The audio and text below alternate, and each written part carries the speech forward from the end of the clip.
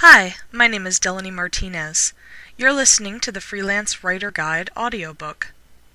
This is Chapter 1, Writing for Money.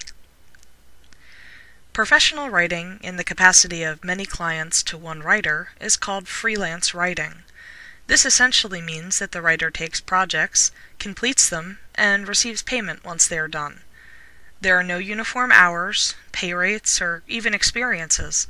Freelance writing is essentially what you make of it, which means it's a great job or supplemental option for those that don't mind a little hard work on their own terms. That being said, it's important to note that not everyone can write in a professional capacity.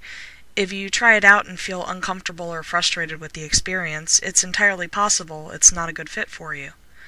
Everyone has different skill sets. Some people are athletic, others are quick-witted, and still others are skilled with the written word. If writing isn't your forte, it doesn't mean that you aren't talented elsewhere. For the purposes of this guide, we'll be discussing writing of the marketing variety, articles about corporations, sales copy for services, product descriptions, and other pieces of word work that go into making a company attractive to customers.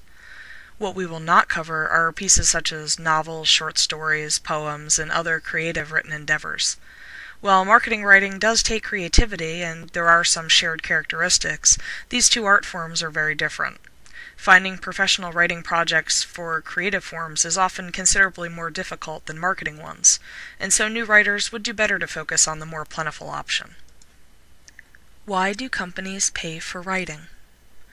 Understanding why a company hands over money for words is the first place that helps a beginning writer better understand why his or her efforts are so sought after.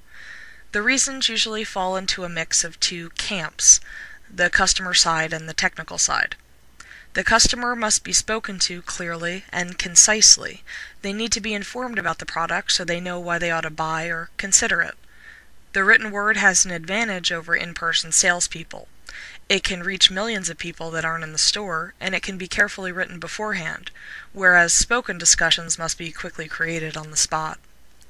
Projects written for the customer side are intended to appeal directly to the reader, coaxing them to perform an action, like purchasing an item.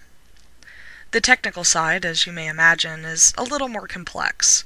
Companies want search engines, Google being the main and most well-known, to notice them on the internet.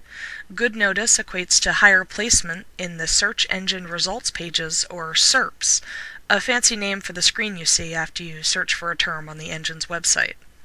Most potential customers will click a link high up on the first page of results because it's easy, and may not even wander to page 2 for additional options. This makes it vital for a company to have high placement, which can be worked towards by having lots of relevant information about their products or services on the company webpage. A website selling kites, for instance, can take steps towards improving their placement by adding articles about kite history or good materials for kites right onto their site. This will gain them a little notice in Google and may even drive some customers to the store section of their site to buy a kite as well. These two articles reflect the items they sell and also show Google that they want to inform their customers as much as encourage them to buy. In this example, you would be the writer that makes these two articles for the company. This is an example of marketing writing used to improve a company, and keeping this mutually beneficial model in mind will help you keep motivated in your writing endeavors. Why don't companies write for themselves? It may seem puzzling to some that a company doesn't just hand an employee a pad and pen and tell them to get to work. The reason, at least smart companies don't, is that specialization is important in all components of a business.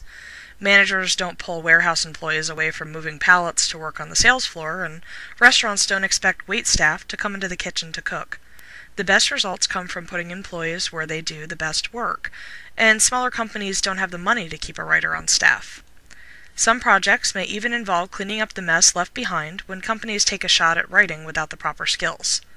The results they turn out often have the exact opposite effect of their intended one, with customers failing to respond to loud sales copy, poor spelling, and less than ideal grammar created at the hands of an owner or well-meaning employee.